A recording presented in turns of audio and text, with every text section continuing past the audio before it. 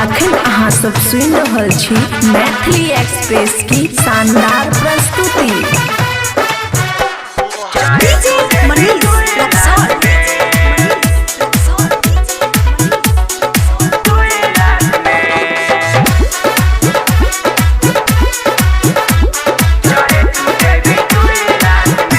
खुशी recording studio बलुआहा। बस बेच के चुम्मा ले बरसात में, बस बेच के चुम्मा ले बरसात में, चाहे तू दे भी 2 लाख में।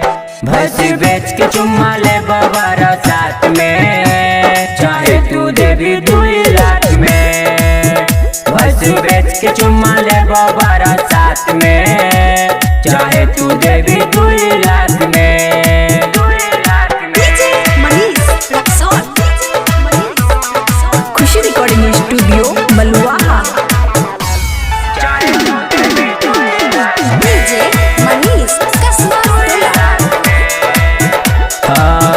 हमर बतिया ले मान छौरी करे नहीं परेशान, ना तो चल जैतो तो हर मंगनी में जान, मंगनी में जान, मंगनी में जान। हमर बतिया ले मान छौरी करे नहीं परेशान, ना तो चल जैतो तो हर मंगनी में जान। रिपोर्ट भले, रिपोर्ट भले, रिपोर्ट भले करमी कोर्ट में, लेबो चुम्मा 2 लाख में।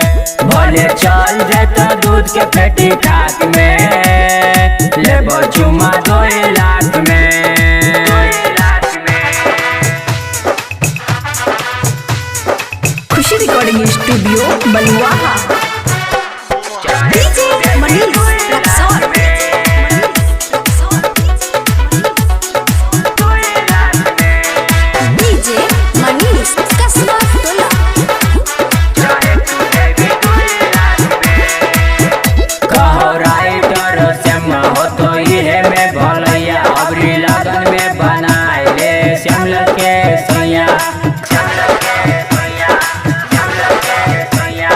पिंटू पवन मा हो तो ये में भलैया, अबरी लगन में बनाए ले श्यामला के सैया। तोरा बलिया देबो, तोरा बलिया देबो, सोना वाला बलिया देबो तोरा कान में, लेबो चुम्मा 2 लाख में। चाहे दूध के पेटी चल जाए तो खाक में, लेबो चुम्मा 2 लाख में।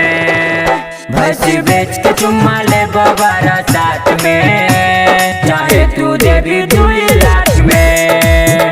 भैंस बेच के चुम्मा ले बरसात में, चाहे तू दे भी 2